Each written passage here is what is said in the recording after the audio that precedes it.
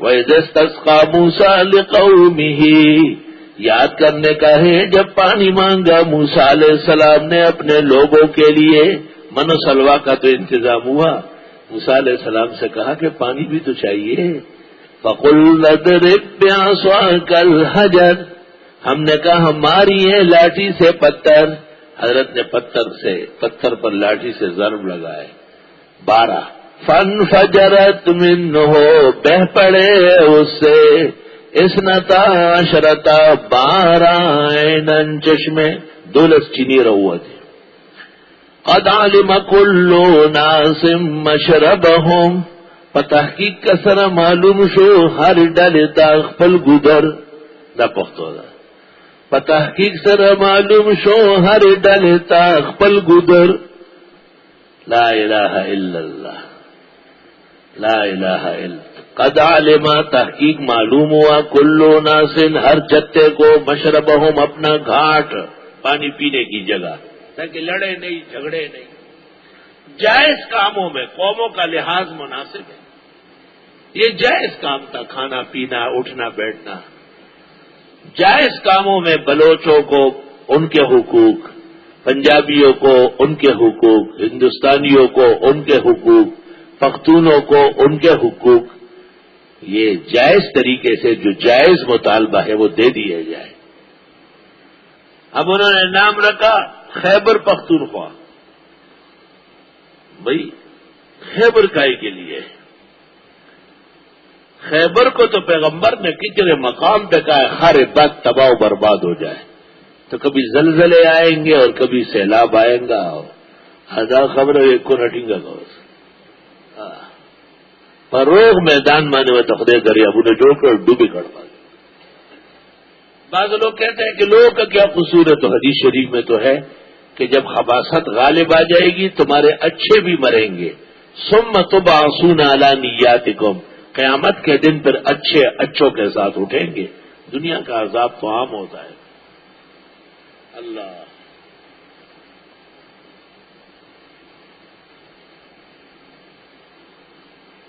رومال کہاں ہے؟ اس کو دینے کے لیے کیا بتا رہی؟ اللہ، کلو وشربو، کھاؤ اور پیو، من رزق اللہ، اللہ کے دیے ہوئے سے، ولا تعثوا فی الارض مفسدین، مت پھرو زمین میں فسادی بن کر۔ شاہ عبد القادر محدث دہلوی موضح میں لکھتے ہیں یہ لوگ راہزن تھے، کسی کو دیکھا کہ پیسے ویسے لے کے جا رہے ہیں تو بینک کے راستے میں کھڑے ہو جاتے، ٹی ٹی پستول کلاشنکوف لے گی، یہ وہی بقایا ہے، ڈاکو ہے، راہزن ہے یہ۔ کھاؤ پیو، لوگوں کو مت لوٹو، کھاؤ اور پیو، کھانا بھی حلال ہو پینا بھی حلال ہو، لیکن کھانے سے پہلے پانی پینا پیغمبر نے پسند نہیں کیا۔ الطب النبوی لابن القیم، اور کھانے کے فوراً بعد بھی پانی پینا پسند نہیں فرمایا، درمیان میں چند قطرے یوسو ساس کی لقمہ نوالا نگالنے کے لیے درست ہے۔ اب بھی تحقیق آ رہی ہے، حکماء اور ڈاکٹر صاحبان کہتے ہیں کہ جتنا کم سے کم پانی ہو اتنا بہتر ہوگا، کیونکہ پانی سے کھانا پیٹ میں پھیل جاتا ہے، سوج جاتا ہے، اور چٹانگ سیر بن جاتا ہے، سیر 4 کلو بن جاتا ہے، 4 کلو میدے میں کہاں برداشت ہو۔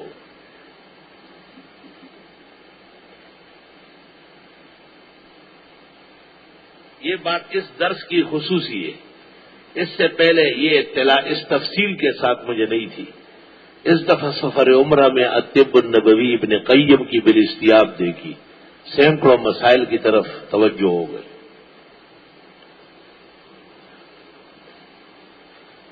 مثلا بعض لوگوں کا خیال ہے کہ کھانا کھا کے بالکل حرکت نہ کرے، مولانا نے بھی مجھے اس دن رسم الخان میں کہا، لیکن الطب النبوی میں لکھا ہے کہ کھانا کھا کے حرکت کرنا ضروری ہے، کم از کم 100 قدم لے لیں، اور بہترین طریقہ یہ ہے کہ نماز پڑھ لیں۔ قیام اللیل ہو تو 8 رکعت، تہجد ہو تو 12 رکعت، دونوں ملا کے تراویح پڑھی جاتی ہے، اس لیے تراویح کی راتوں میں نہ قیام اللیل ہے اور نہ تہجد ہے. یہ بھی ایک مسئلہ ہے. یہ 20 رکعت 8 رکعت قیام اللیل 12 رکعت تہجد ملا کے صحابہ نے پڑھی.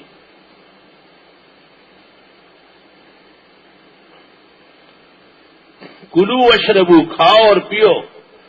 کھاؤ کا یہ مطلب نہیں کہ دیکھ سارا ختم کرو، اور پینے کا یہ مطلب نہیں کہ اونٹ کی طرح اتنا پانی پیو کہ واپس آنے لگے.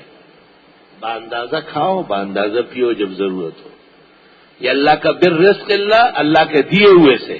ولا تعثوا فی الارض مفسدین، مت پھرو زمین میں لٹیرے بن کر. وَإِذْ قُلْتُمْ يَا مُوسَىٰ، یاد کرو جب تم نے کہا اے موسیٰ، لن نصبر علی طعام واحد، ہرگز صبر نہیں کر سکتے ایک کھانے پر. حالانکہ 2 کھانے تھے، من اور سلوا 2 کھانے ہیں. طالب علم شکر گزار ہے. یار آپ کے مدرسے میں کھانے کا کیا طریقہ ہے؟ کہا صبح و شام، صبح و شام، صبح و شام. دوسرا بھی ایک اور ہے اسی طرح، لیکن وہ عبد البطن ہے، میرے پیٹ سے نکلا ہے. وہ اس سے پوچھا، او جی کئی صبح اور پھر جا کے رات کو اتنا دیر سے دیتے ہیں. یہ دیکھو ذرا عبد البطن کو دیکھو، نہ شکر کو دیکھو. شکر کی زبان شیرین ہوتی ہے، نہ شکری کی زبان تلخ ہو جاتی ہے. یاد کرو جب تم کہنے لگے اے موسیٰ ہم صبر نہیں کر سکتے ایک کھانے پر، ذرا ڈش بدلو. اتنی دعوت رمضان شریف میں تفسیر والوں کی ہوتی ہے کہ یہ درخواست لکھتے ہیں کہ ہمارے لیے دال بناؤ، پھر بھی دال نہیں بنتی. الحمدللہ وہ درخواست نامنظور ہوتی. شہری میں بچڑیاں کٹتی ہے بہترین، کیونکہ مرغیوں میں مرغی والے بے ایمان مری ہوئی مرغی ڈالتے ہیں، مردار مرغی. اپنے سامنے اپنے دوستوں کے کلمات مبارکات کے ساتھ، اور وہ ان کی شہری میں سالن دہی تیار ہوتا ہے، اور ہر رات کو ہمارے عزیز دوست کی طرف سے بہت سارے دیگ کے دیگ آتے ہیں. اللہ سب صاحب خیر کو توفیق دے، ان کی قربانیاں محنتیں قبول فرمائیں، اور انہیں اس بہترین اعمال پر بہترین اجر دونوں جہانوں میں دے. فَادْعُ لَنَا رَبَّكَ، پکارے ہمارے لیے رب کو. یخرج لنا مما تنبت الارض، نکالے ہمارے لیے وہ جو اگاتی ہے زمین، کیونکہ من و سلوا تو تیار آتے تھے. من بقلہا، سبزیوں میں سے، وقثائہا، اور بقل اصولاً سبزی کو کہتے ہیں، اور قصا حقیقت میں تو ترے کو کہتے ہیں، تھرا، کھیرا. وفومہا، اور لہسن میں سے، وعدسہا، مسور میں سے، وبصلہا، پیاز میں سے. منہ کا مزہ خراب ہو گیا تھا ان کا. یہ چھٹپٹی چیزیں مانگی، چھٹپٹی چیزیں مانگی. ان میں لہسن اور پیاز سے چونکہ بو پیدا ہوتی ہے، پیغمبر نے سخت ناپسند فرمائی. اور آپ نے فرمایا من اکلا من هذه الشجرة البنتنا فلا يقربن مسجدنا، جو یہ بدبودار چیز کھا کے آئے وہ ہماری مسجد میں نہ آئے. تو ایک مسئلہ علماء نے یہ نکالا کہ نماز کے اوقات میں کھانا مکروہ ہے.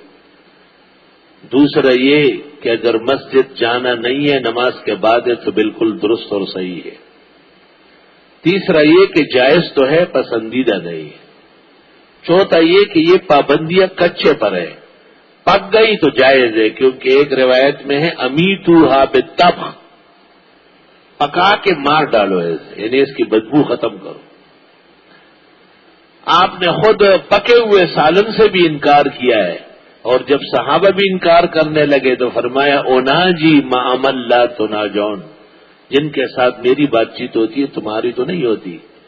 اور طحاوی اور ابو داؤد میں ہے یا علی کل السوق، اے علی لہسن کھاؤ. لولا یاتینی ملک لا کلتہ، میرے پاس بھی فرشتہ نہ آتا میں بھی کھا لیتا. وَإِنَّ مَلَائِكَةَ اللَّهِ لَتَتَعَزُّونَ مِمَّا يَتَعَزَّى بِهِ بَنُو آدم، جس طرح تمہیں بدبو سے تکلیف ہوتی ہے اس طرح فرشتوں کو بھی گرانی پیش آتی ہے. اس لیے سنت طریقہ ہے کہ نماز میں، اجتماع میں، درس میں، مسجد آنے کے لیے خوشبو میں کہی جائے الحمدللہ۔ بقل ترکاریاں، قصہ، کھیرا، پختوں کو وتا بادرنگ ہوئی، کل وتا ترم ہوئی، وفو میں ہاں اور لسن و عدس ہاں، اور دالیں یا مسور۔ مسور کی دال پرسرور ہے لیکن آنکھوں کی روشنی کے لیے طب میں لکھا ہوا ہے مضر ہے، خاص کر جب تیز ہو بہت۔ بصل پیاز مقوی قلب ہے، مقوی قلب ہے اور دل کی بیماریوں کا علاج ہے۔ یا لیتا لو لم تترے الجراحات القدیمہ، افسوس کہ پرانے زخموں کو بھی تازہ کرتا ہے، پھوڑے پھنسیاں دانے بھی نکالتا ہے، قوت باں میں بھی نہایت مفید ہے۔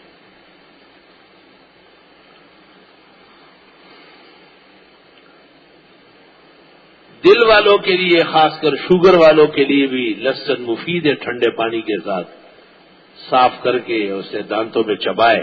ویسے کھائیں گے تو اس کا فائدہ نہیں ہوگا، وہ تو نکل جائے گا اپنے راستے سے، نہیں چبائے تاکہ لعاب میں مل جائے اس کے ذرے، اس کا ریلا، اور یہ لعاب پھر خون میں ملتا ہے اور خون کی اصلاح کی ضرورت ہے۔